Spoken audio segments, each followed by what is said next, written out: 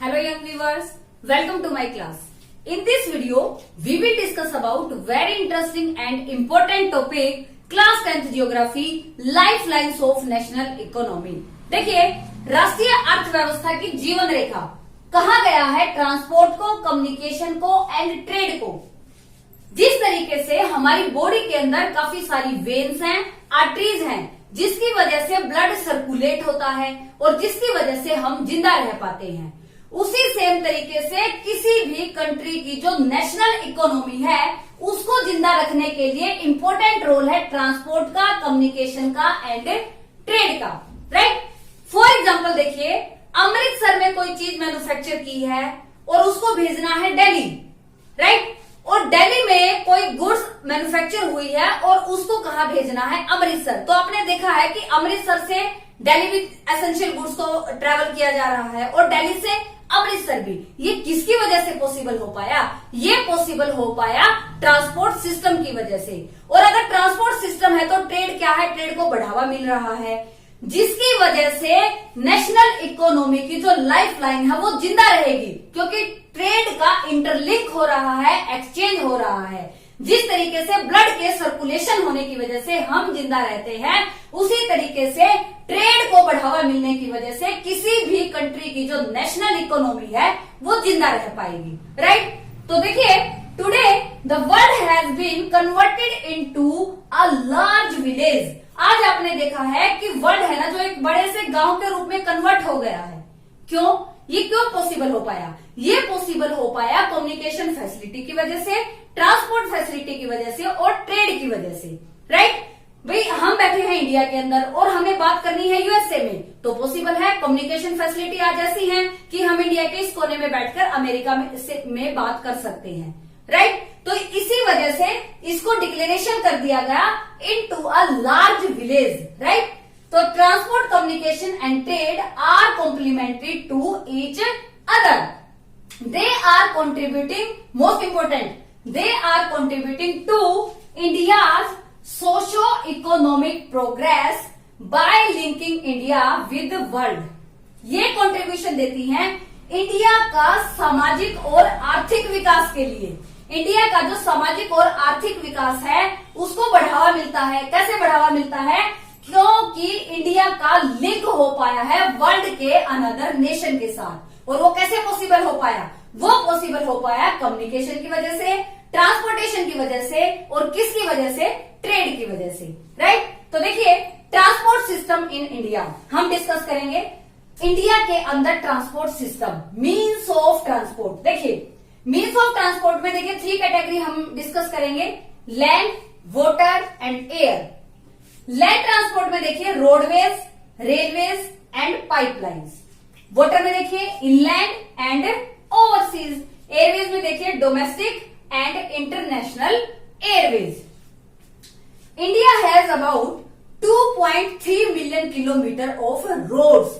India के अंदर national और स्टेट हाईवेज को मिलाकर टोटल जो रोड नेटवर्क है वो है अबाउट 2.3 मिलियन किलोमीटर। कितना है? 2.3 मिलियन किलोमीटर। राइट। तो देखिए, अब कुछ वो रीजन्स हैं जिसकी वजह से इंपोर्टेंस दी गई है रोड्स को। किसकी वजह से? रेलवेज की वजह से। देखिए, growing importance of roads over railways. Right. क्या रीजन है वो? Construction cost of roads is much lower than that of railway. Roads को बनाने की जो कंस्ट्रक्शन कॉस्ट है वो क्या है? लेस है। किससे? वो लोअर है। किससे? रेलवे से। रेलवे की बजाय इसमें खर्चा कम आता है। पहला रीजन तो ये है। राइट। दूसरा क्या है? Can be built in uneven surface like hills and mountains. बड़े बड़े हिल्स, बड़े बड़े माउंटेन्स के ऊपर भी पॉसिबल है रोड नेटवर्क को बनाना। Right. Economical in transportation, provide door to door service. Road जो नेटवर्क है वो प्रोवाइड करता है door to door service. Links other modes of transportation. Transport के जो अदर मोड्स हैं उनके साथ भी लिंक करता है रोडवेज। कैसे? लाइक रेलवेज, एयरवेज, सी पोर्ट। हमें जाना स्टेशन पर तो हम क्या करेंगे? हम रोड नेटवर्क का सहारा लेंगे ना। तो इस तरीके से इसको कहा गया है links other modes of transportation like railways, airways and sea port, right. Yes, next है क्लासिफिकेशन ऑफ रोड्स। देखिए रोड्स का क्लासिफिकेशन हमारी नेक्स्ट कैटेगरी है। फर्स्टली हम डिस्कस करेंगे इसमें golden quadrilateral super highway, most important. Golden quadrilateral जो super highway है, देखिए क्या इसकी फीचर्स हैं। 6 lane highway managed by NHAI, 6 lane highway है और इसको मैनेज कौन करता है? NHAI, national highway authority of India. 1 marks का क्वेश्चन पूछा जाता है कि who managed golden quadrilateral super highway, तो आपका आंसर क्या होगा? NHAI, national highway authority of India. Golden quadrilateral जो हाईवे है लिंक करता है, देखिए दिल्ली टू कोलकाता, फिर चेन्नई टू मुंबई, इनको कनेक्टेड करता है, इनको ज्वाइन करता है। North south corridor, east west corridor को भी जो हमारा गोल्डन क्वाड्रिलेटरल सुपर हाईवे है ये कनेक्ट करता है। Srinagar to Kanyakumari, Assam to Porbandar. देखिए मोस्ट इंपोर्टेंट, श्रीनगर से कन्याकुमारी और असम से पोरबंदर, मतलब एक तो हमारी ईस्ट डायरेक्शन का पॉइंट है और एक हमारी वेस्ट डायरेक्शन का पॉइंट है। पोरबंदर कहाँ है? गुजरात के अंदर। NTSC में क्वेश्चन पूछा गया था कि ईस्ट डायरेक्शन में असम में वो कौन सा पॉइंट है जो कनेक्टेड करता है गोल्डन क्वाड्रिलेटरल सुपर हाईवे, तो आपका आंसर क्या होगा? सिलचर। असम में सिलचर नाम की वो जगह है जो कनेक्टेड है golden quadrilateral super highway. Most important, focus करेंगे आप इसके ऊपर, राइट। नेक्स्ट कैटेगरी देखिए नेशनल हाईवे, सेकंड कैटेगरी रहेगी हमारी। National highway links extreme part of the country की जो एक्सट्रीम सिटीज है ना उनको लिंक करता है नेशनल हाईवे।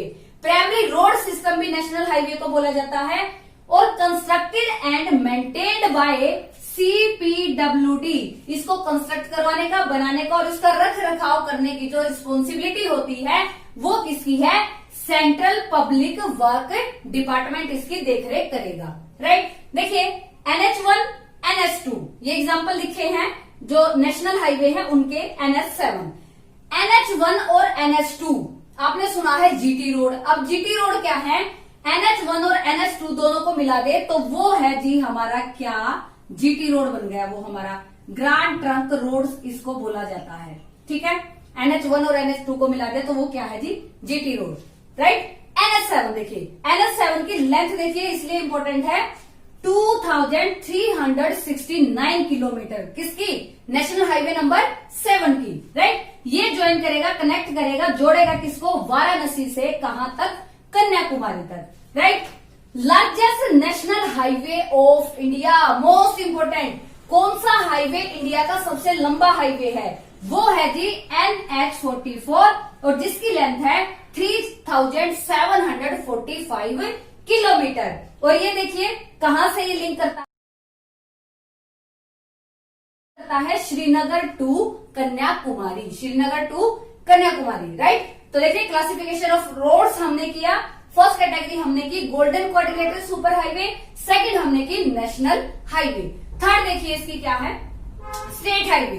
स्टेट हाईवे देखिए links of state capital with different district. State highway करेगा ये काम, किसको? स्टेट जो कैपिटल है उसको लिंक करेगा डिफरेंट डिस्ट्रिक्ट्स के साथ, अलग अलग जिलों के साथ उसको जोड़ेगा स्टेट कैपिटल को, राइट।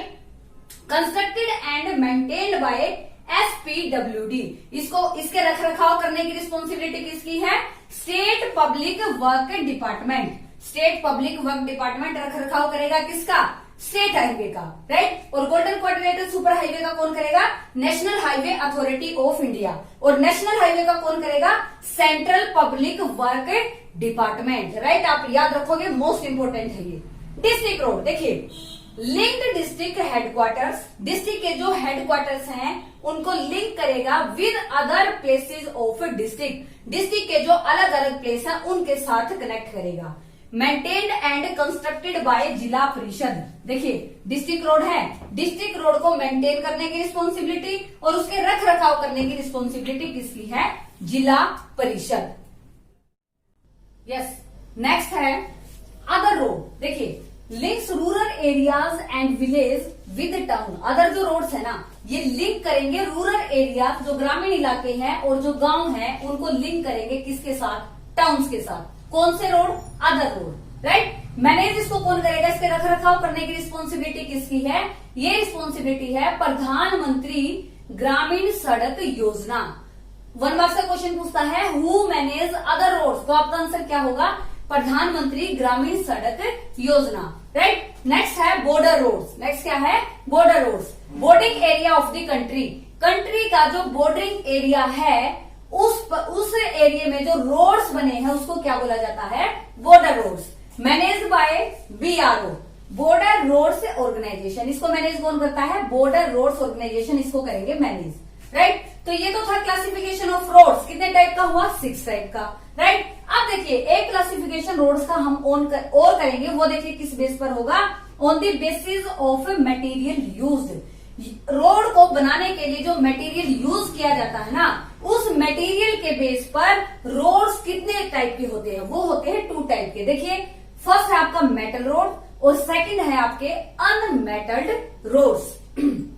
मेटल रोड्स में देखिए made up of cement, concrete और कोल। ये बनते हैं किससे? सीमेंट से, कंक्रीट से और कोल से। और इनको बोला जाता है वेदर रोड, क्योंकि ये क्या है? मेटल्ड, पक्के रास्ते हैं। वेदर रोड इसको बोला जाता है, राइट। और सबसे ज्यादा जो मेटल रोड इंडिया में पाए जाते हैं वो पाए जाते हैं महाराष्ट्र स्टेट के अंदर, राइट। मोस्ट इंपोर्टेंट क्वेश्चन है ये, महाराष्ट्र में सबसे ज्यादा मेटल रोड इंडिया के अंदर पाए जाते हैं। सेकंड कैटेगरी देखिए इसकी, unmetalled road, made up of clay and crossed rock. किससे मिलकर बने हैं? क्ले से और क्रस्ड रॉक से। कच्चे रास्ते हैं ये। Can be used only in dry season, only dry season में इनका यूज किया जाता है, क्योंकि कच्चे रास्ते हैं। रेनी सीजन में तो इनका यूज हो पाना संभव नहीं है। और सबसे ज्यादा अनमेटल जो रोड इंडिया के अंदर पाए जाते हैं वो पाए जाते हैं ओडिशा के अंदर। कहाँ पाए जाते हैं? ओडिशा के अंदर, राइट। तो ये मटेरियल के बेसिस थे 2 टाइप के, मेटल्ड और अनमेटल्ड। मेटल सबसे ज्यादा महाराष्ट्र, अनमेटल्ड सबसे ज्यादा ओडिशा, राइट। नेक्स्ट देखिए most important, density of roads, the length of road per square kilometre of an area. जिसमें क्या होगा? एरिया तो होगा कम और रोड्स क्या होंगे? ज्यादा। इस तरीके से उसको क्या बोला जाएगा? डेंसिटी ऑफ रोड्स, रोड्स का घनत्व। तो देखिए इंडिया में ये अलग अलग जगह पर अलग अलग है। देखिए कैसे? It varies from in Jammu Kashmir. Jammu Kashmir में जो रोड्स डेंसिटी है वो कितनी है? 12.14 किलोमीटर। कितनी है? 12.14 किलोमीटर इन जम्मू कश्मीर। इधर देखिए केरला के अंदर कितनी डेंसिटी आएगी? 570.77 किलोमीटर। कहां पर है ये? केरला में। तो वेरीज हुई या नहीं हुई? जम्मू कश्मीर में तो देखो कितनी है और केरला में देखिए कितनी है, तो डिफरेंस है ना। इसी को हम मेजर कर रहे हैं कि वेरीज है, ये डिफरेंट है अलग अलग जगह पर। With the national average of 142.68 kilometre. और नेशनल जो एवरेज है रोड डेंसिटी की वो टोटल कितनी है जी? 142.68 किलोमीटर, राइट। ये है डेंसिटी ऑफ रोड्स मिलती हैं। तो देखिए problems faced by roads. First देखिए inadequate reach of national highway in many places. कई जगह ऐसी हैं जहां पर नेशनल हाईवे तक पहुंच नहीं है रोड्स की। तो एक तो समस्या है ये। दूसरा क्या है? High traffic congestion in cities. शहरों में ज्यादा रोड नेटवर्क होने की वजह से ट्रैफिक का क्या हो जाता है? ट्रैफिक की भीड़ भाड़ हो जाती है। नेक्स्ट देखिए bridge and tunnels connecting roads are old and narrow at many places. काफी जगह पर जो ब्रिज और टनल्स कनेक्ट करती हैं रोड्स को वो क्या है? काफी ओल्ड है और नैरो, तंग है, right. Road volume is inadequate as compare to the population. Roads तो कम है और पॉपुलेशन क्या है? ज्यादा। तो ये समस्याएं हैं किसकी? रोड्स की। तो राइट देखिए यहां तक हमने क्या किया? स्टार्टिंग में हमने किया क्लासिफिकेशन ऑफ रोड्स, फिर हमने किया classification on the basis of material use, 2 type के, मेटल अनमेटल। फिर डिस्कस किया डेंसिटी ऑफ रोड, फिर हमने डिस्कस किया problems faced by the roads.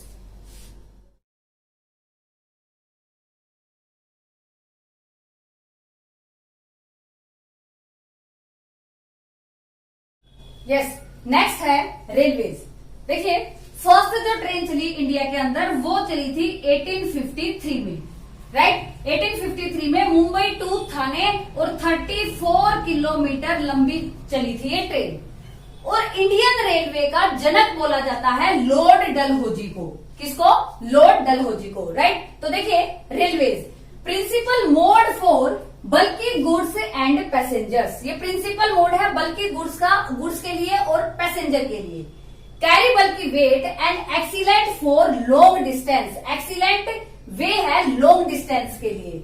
Have network of 7,137 station and 66,687 kilometre of route length, ये फीचर है रेलवे की।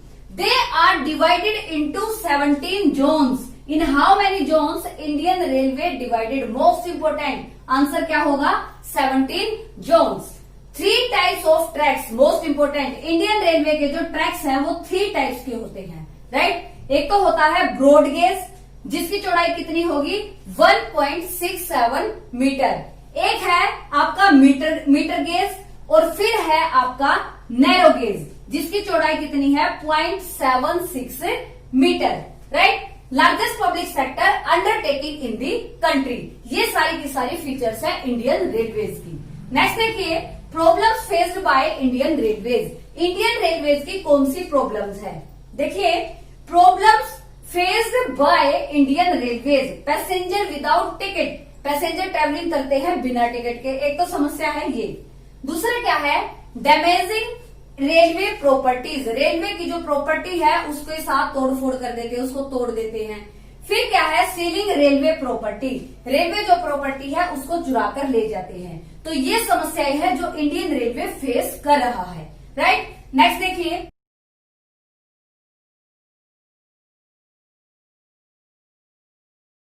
Pipelines, most important. Pipelines देखिए used for transporting crude oil, petroleum, natural gas and iron ore, इनकी transporting के लिए use की जाती है pipelines, right. Initial cost of pipelines construction is very high.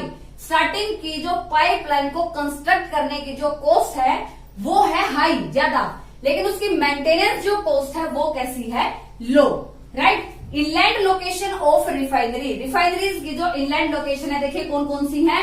बरूनी, Mathura और पानीपत, ये है inland location of refineries. Next है India have 3 major pipelines. How many pipelines India have? तो कितनी? 3 मेजर पाइपलाइंस। फर्स्ट देखिए आसाम टू कानपुर, फर्स्ट कहां से कहां तक? आसाम से कानपुर। सेकंड है गुजरात टू जालंधर और थर्ड है हजीरा टू जगदीशपुर। थर्ड कहां है? Hazira to Jagdishpur, right. देखिए क्या डिस्कस किया हमने? Railways, problem faced by Indian railways, फिर हमने डिस्कस किया pipelines. India have 3 major pipelines, कौन कौन सी? Assam to Kanpur, Gujarat to Jalandhar, Hazira to Jagdishpur. Yes, next है वाटरवेज। देखिए cheap, fuel efficient, eco friendly and suitable for carrying bulky goods, भारी सामान के लिए सुटेबल है, चीपेस्ट मीन्स ऑफ ट्रांसपोर्ट है और इको फ्रेंडली है। एनवायरमेंट को पोल्यूट नहीं करता, पर्यावरण को प्रदूषित नहीं करता। कौन सा ways? Waterways, right. Cheapest means of transport है। देखिए 3 major waterways in India, most important 3 major waterways in India. National waterway 1 Allahabad to Haldia through Ganga river और इसकी जो लेंथ है वो है 1620 किलोमीटर, 1620 किलोमीटर इलाहाबाद, जिसका नाम है अब क्या? प्रयागराज, ये आप याद रखोगे। National waterways number 2 Sadiya to Dhubri through Brahmaputra river, 891 kilometre है इसकी लेंथ। नेक्स्ट है national waterways number 3 internal Kerala, Kerala के इंटरनल पार्ट के अंदर और वेस्ट कोस्ट जो कैनाल है उसके ऊपर फॉर्म्ड है नेशनल वाटरवे नंबर 3 और इसकी जो टोटल लेंथ है वो है 205 किलोमीटर, राइट। तीनों के तीनों most important 3 major waterways in India. First है Allahabad to Haldia through Ganga river 1620 kilometre. National waterway number 2 Sadiya to Dhubri Brahmaputra 891 kilometre. 3 है internal Kerala west coast canal 205 kilometre इसकी लेंथ रहेगी, right. 95% most important 95% of India trade depend on waterways. India का जो 95% trade है ना वो किसके थ्रू किया जाता है? वाटरवेज के थ्रू। अब देखिए इंटरेस्टिंग फैक्ट भी है ये, कैसे कंट्री के अंदर का जो ट्रेड का सिस्टम है ना भाई, एक स्टेट से दूसरी स्टेट के बीच में जो ट्रेड का सिस्टम है वो तो ज्यादा यूज उसमें क्या होगा? उसमें यूज होगा रोडवेज का, राइट। और अपनी कंट्री से अनदर नेशन के साथ जो लिंक है ट्रेड का उसमें यूज किसका किया जाएगा? उसमें यूज किया जाएगा वाटरवेज का, जो कि चिपेस्ट मीन्स ऑफ ट्रांसपोर्ट है, राइट। इसका क्लासिफिकेशन आप इस तरीके से करोगे, इसको माइंड में अच्छे से आप सेट करोगे।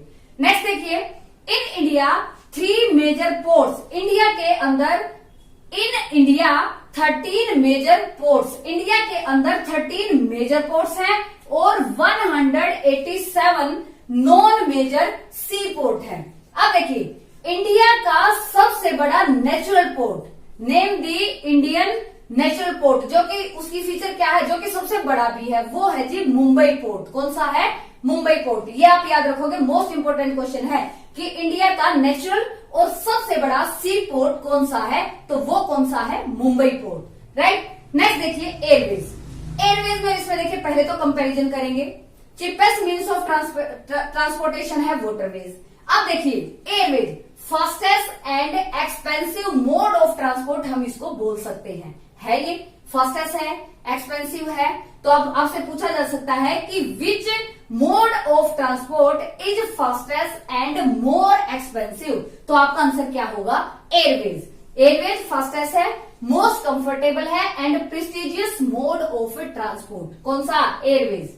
Airways can cover all terrains. Airways cover कर सकता है all terrains like mountains, deserts and ocean. Mountain के ऊपर से आसानी से जा सकता है, डेजर्ट को कवर कर सकता है आसानी से, ओशियन को कवर कर सकता है, तो इनको आसानी से कवर कर सकता है कौन सा ट्रांसपोर्ट? एयरवेज। नेक्स्ट देखिए, airport was nationalised in 1953। Most important, when was Indian airport was nationalised, तो आपका आंसर क्या होगा? 1953, 1953 में। एयर सर्विस देखिए, एयर सर्विस के क्या डोमेस्टिक होगी एक तो आपकी, और एक होगी आपकी international. Air service domestic and international. Domestic में देखिए क्या है? इंडियन एयरलाइंस, अलायंस एयर, ये हमारी डोमेस्टिक सर्विस प्रोवाइड करती हैं, और इंटरनेशनल कौन सी है? Air India. Air India provide करती है international air service, right. Next देखिए मोस्ट इंपोर्टेंट, पवन हंस हेलीकॉप्टर लिमिटेड। पवन हंस जो हेलीकॉप्टर लिमिटेड है, ये देखिए प्रोवाइड करता है ये सर्विस किसको? To oil and natural gas. Oil और नेचुरल गैस के लिए सर्विस प्रोवाइड करता है कौन? Pawan Hans helicopter limited service provide करेगा। Oil and natural gas corporation in its off shore operation and to inaccessible. Inaccessible क्या होगा? जहां पर आसानी से पहुंचा ना जा सके, ऐसे एरिया जहां पर पहुंच पाना पॉसिबल नहीं है, तो ऐसे एरियाज के लिए इंडिया में पवन हंस हेलीकॉप्टर लिमिटेड अपनी सर्विस प्रोवाइड करता है, और जो डिफिकल्ट टेरेन्स है उनके लिए भी पवन Hans helicopter limited service provide करेगा, राइट। तो देखिए क्या हमने डिस्कस किया? हमने डिस्कस किया waterways, cheapest means of transport. फिर हमने किए 3 मेजर वाटरवेज इन इंडिया। फिर हमने डिस्कस किया एयरवेज, जो कि क्या है? Fastest and more expensive, and cheapest means of transport आपका वाटरवेज। फिर हमने डिस्कस किया air service domestic and international. Pawan Hans helicopter limited का क्या रोल है वो हमने डिस्कस किया, राइट।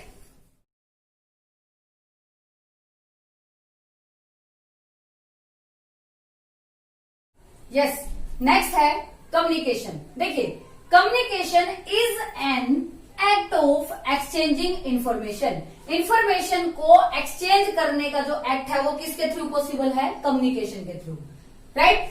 देखिए personal communication and mass communication, 2 type रहेंगे इसकी। पर्सनल कम्युनिकेशन में देखिए क्या है? Mobile, Facebook, WhatsApp, letters, emails, ये सारी की सारी किसमें आएंगी? पर्सनल कम्युनिकेशन में। और मास कम्युनिकेशन में देखिए क्या आएगी? Media, TV, press, radio, film, ये किसमें इंक्लूड होंगी? मास कम्युनिकेशन में, राइट। नेक्स्ट देखिए most important, Indian postal network Indian जो पोस्टल नेटवर्क है वो वर्ल्ड का बिगेस्ट पोस्टल नेटवर्क है। याद रखेंगे, Indian postal network is the biggest postal network in the world, handled by the department of post. देखिए इसको हैंडल कौन करेगा, handled by the department of post under ministry of communication and information technology. IT मैंने लिखा है यहाँ पर, communication and information technology इसको हैंडल करेगा ये डिपार्टमेंट आपका, राइट। नेक्स्ट देखिए, to improve telephonic communication, most important, कई बार 1 मार्क्स का क्वेश्चन आता है इसी टॉपिक में से। देखिए कैसे, to improve telephonic communication the government has made a special provision. Government ने एक स्पेशल प्रोविजन दिया, देखिए वो क्या था, to extend 24 hours subscriber trunk dialling, STD. Full form पूछता है एसटीडी की, what is the full form of STD, subscriber trunk dialling, right. 24 hours subscriber trunk dialling facility to every village in the country. कहने का मतलब क्या है, country के आप किसी कोने में, किसी गांव में, किसी विलेज में बैठे हो और वहां से आपको कंट्री के किसी हिस्से में आपको फोन करना है, तो उसका एक स्टैंडर्ड रेट गवर्नमेंट ने फिक्स कर दिया। तो ये सारा प्रोविजन इस स्टैंजे के अंदर आपको बताया गया है। और एसटीडी जो कि फुल फॉर्म है सब्सक्राइबर ट्रंक डायलिंग। देखिए कुछ इसके एग्जांपल है, पिक्चर के थ्रू कम्युनिकेशन आपको और ज्यादा अच्छे से क्लियर हो जाएगा। देखिए आप इसको ध्यान से,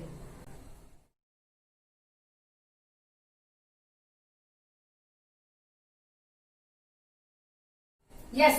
नेक्स्ट है ट्रेड। देखिए, exchange of goods among people, states and countries is referred to as trade. जब एक्सचेंज होगा किसका, गुड्स का, किस किसके बीच में, people, state and another country, उस प्रोसेस को हम क्या कहेंगे, उसको कहेंगे ट्रेड, व्यापार।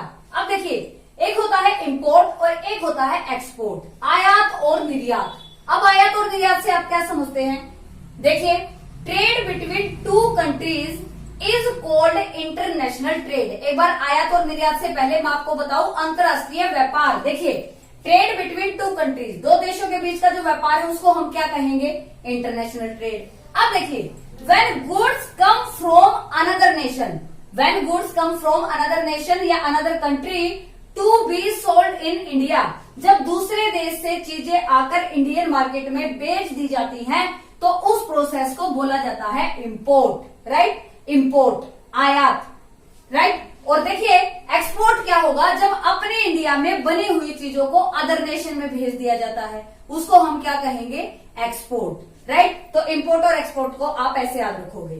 तो देखिए नेक्स्ट है टूरिज्म, मोस्ट इंपोर्टेंट, टूरिज्म। देखिए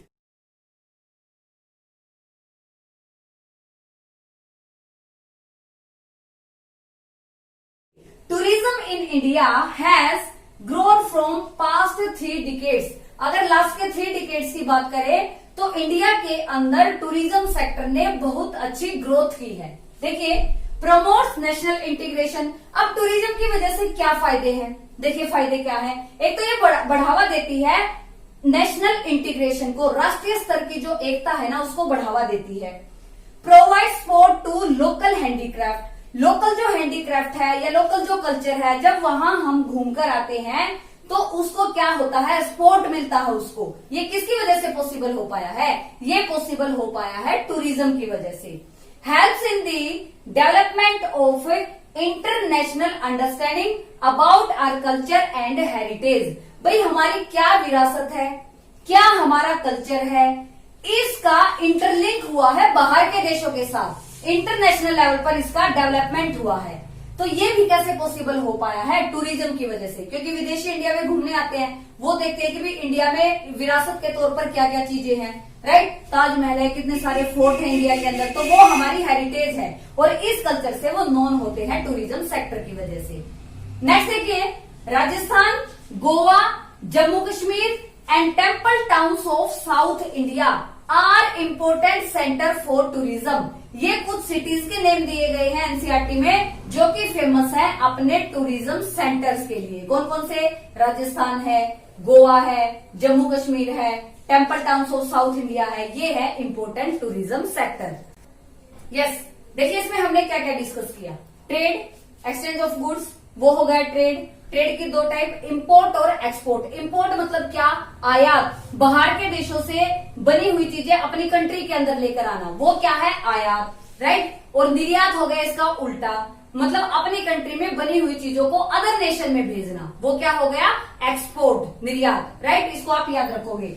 नेक्स्ट फिर हमने डिस्कस किया टूरिज्म, जो कि मोस्ट इंपोर्टेंट है। 3 डिकेड से इसको बूस्ट मिला है, नेशनल इंटीग्रिटी को प्रमोट करता है, लोकल हैंडीक्राफ्ट्स और कल्चर को भी बढ़ावा मिलता है, right. Helps in the development of international understanding about our culture and heritage. हमारी विरासत है, हमारा जो कल्चर है, उसकी अंडरस्टैंडिंग के लिए इंटरनेशनल लेवल पर इसको क्या मिलता है? बूस्ट मिलता है। Rajasthan, Goa, Jammu Kashmir and temple towns of South India are important for tourism. ये टूरिज्म के लिए कुछ फेमस सेंटर हैं। कमेंट सेक्शन में आप इनसे अलग और जो टूरिस्ट सेक्टर है इंडिया के अंदर, कमेंट सेक्शन में आप मुझे उनका आंसर करोगे। This was all about this lecture. Thank you so much for listening me. और मेरी वीडियो को लाइक करें, शेयर करें और मेरे चैनल को सब्सक्राइब करें। थैंक यू सो मच आपके सहयोग के लिए। Thank you so much.